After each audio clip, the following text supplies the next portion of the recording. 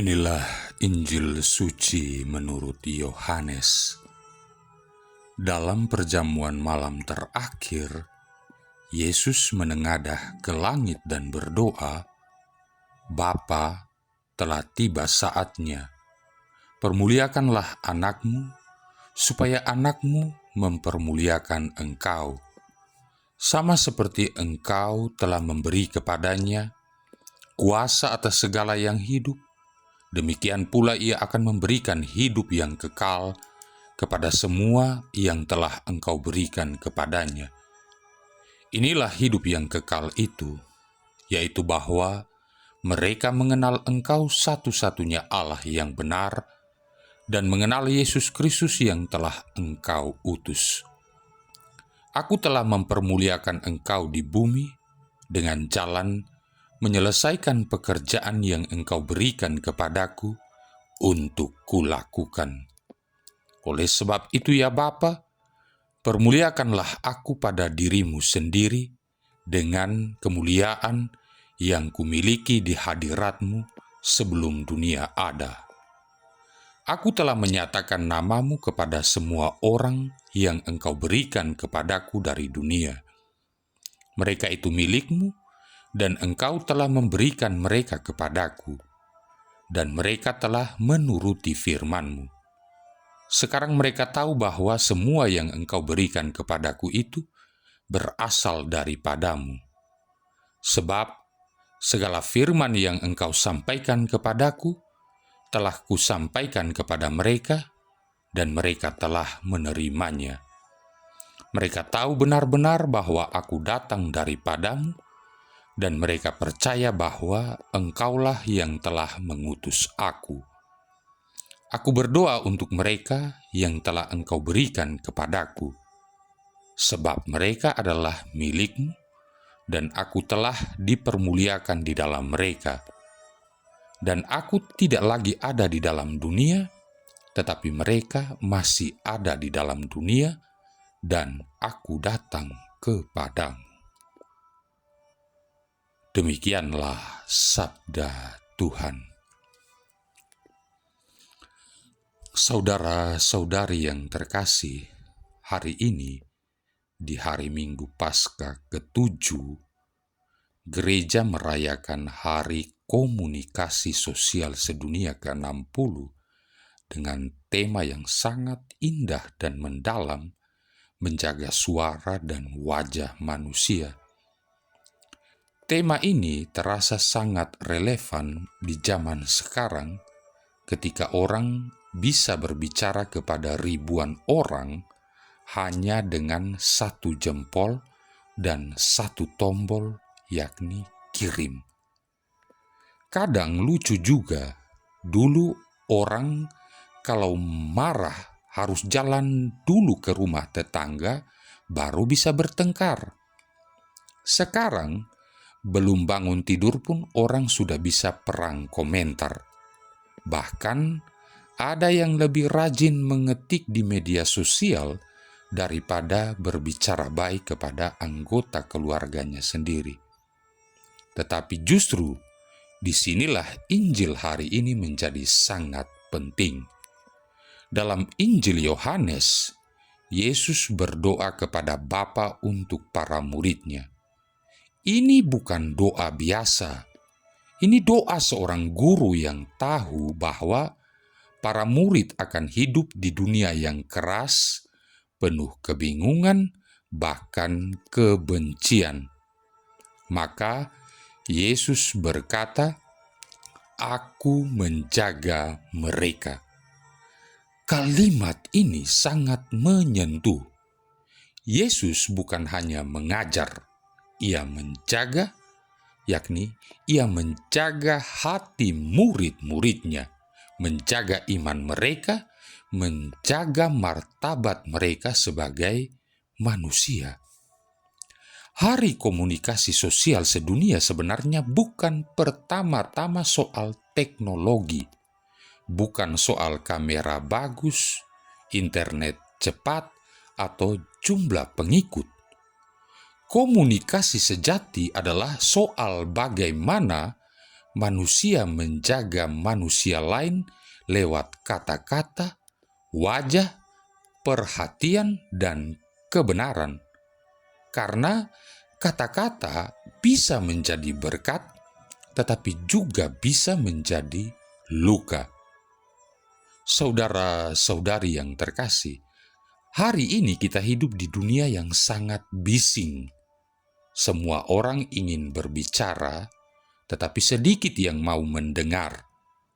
Semua ingin tampil, tetapi sedikit yang mau memahami.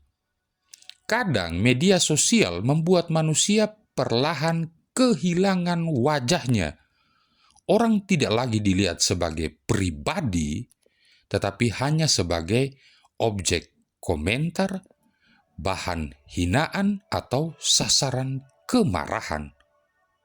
Orang bisa dihancurkan bukan dengan batu atau senjata, tetapi dengan tulisan pendek. Satu kalimat di media sosial bisa membuat seseorang kehilangan damai, kehilangan semangat, bahkan kehilangan harapan hidup. Karena itu, tema menjaga suara dan wajah manusia adalah panggilan rohani. Artinya, setiap komunikasi harus tetap manusiawi. Jangan sampai teknologi berkembang, tetapi hati manusia mengecil. Di dalam Kisah Para Rasul bab 1 ayat 12-14, para murid berkumpul dan sehati berdoa bersama Maria. Mereka belum punya gereja megah, belum punya mikrofon, belum punya live stream, tetapi mereka punya satu hal penting, yakni persatuan hati. Komunikasi yang benar selalu lahir dari hati yang dekat dengan Tuhan. Kalau hati penuh amarah, maka mulut akan penuh racun. Kalau hati penuh iri, maka media sosial menjadi tempat menyindir. Tapi kalau hati dekat dengan Tuhan, maka kata-kata menjadi sumber penghiburan. Santo Petrus dalam bacaan kedua, 1 Petrus bab 4 ayat 13-16 berkata bahwa bila kita menderita sebagai pengikut Kristus, jangan malu, tetapi muliakanlah Allah. Ini penting. Di zaman sekarang, menjadi pembawa kebenaran kadang memang tidak populer.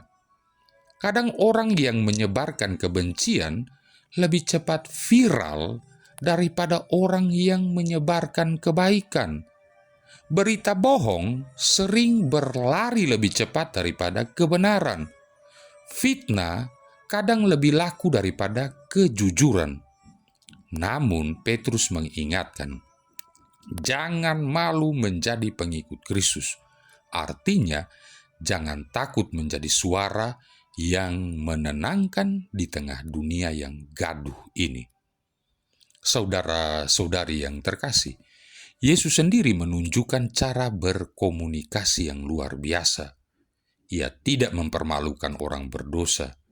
Ia tidak memakai kata-kata untuk menghancurkan.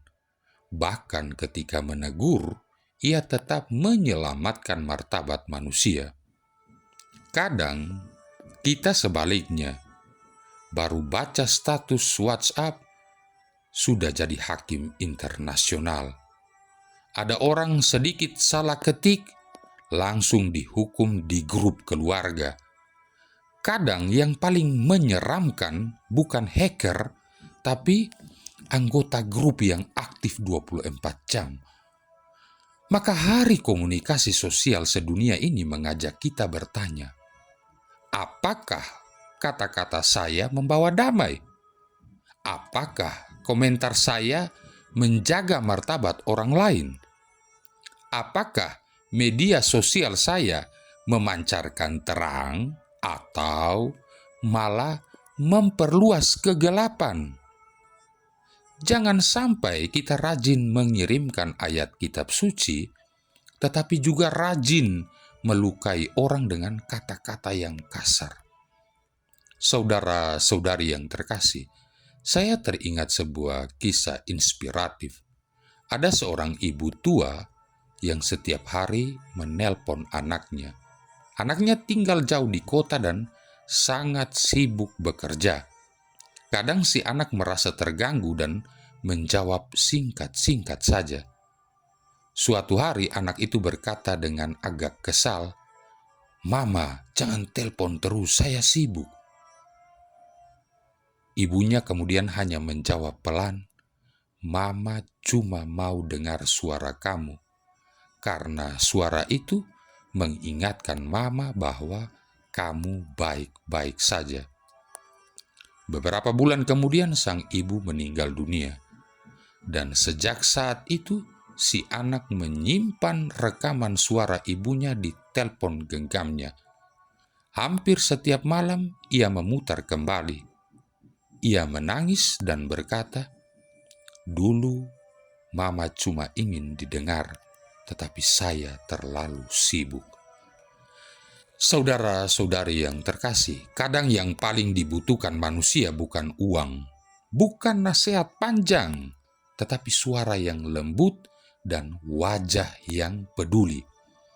Hari Komunikasi Sosial Sedunia mengingatkan kita bahwa menjadi murid Kristus berarti menghadirkan komunikasi yang menyembuhkan, bukan melukai, menguatkan, bukan menjatuhkan, memanusiakan, bukan mempermalukan.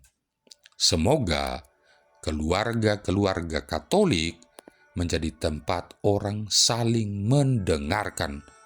Semoga media sosial kita menjadi tempat menabur harapan. Dan semoga wajah kita orang-orang Katolik memantulkan wajah Kristus yang penuh kasih. Marilah berdoa. Ya Allah Bapa kami, Putramu Yesus Kristus telah mengajarkan kepada kami perihal hidup yang kekal, yaitu bahwa mereka mengenal Engkau satu-satunya Allah yang benar, dan juga mengenal Putramu yang telah Engkau utus. Kini, Ia memberi tugas perutusan kepada gerejamu untuk mewartakan kabar gembira itu kepada semua orang demi keselamatan umat manusia. Melalui sarana-sarana komunikasi modern, Engkau telah memperlengkapi kami supaya karya pewartaan ini sungguh-sungguh terlaksana di dunia ini. Tuntunlah dan ajarilah kami, bimbinglah dan kuatkanlah kami, agar kami mampu menggunakan sarana-sarana komunikasi tersebut dengan bijaksana, sehingga makin banyak orang yang mengenal Engkau. Dengan pengantaran Yesus Kristus Putramu Tuhan kami, yang bersama dengan Dikau dalam persatuan Roh Kudus hidup dan berkuasa, satu Allah sepanjang segala masa. Tuhan memberkati kita sekalian, Bapa, Putra, dan Roh Kudus.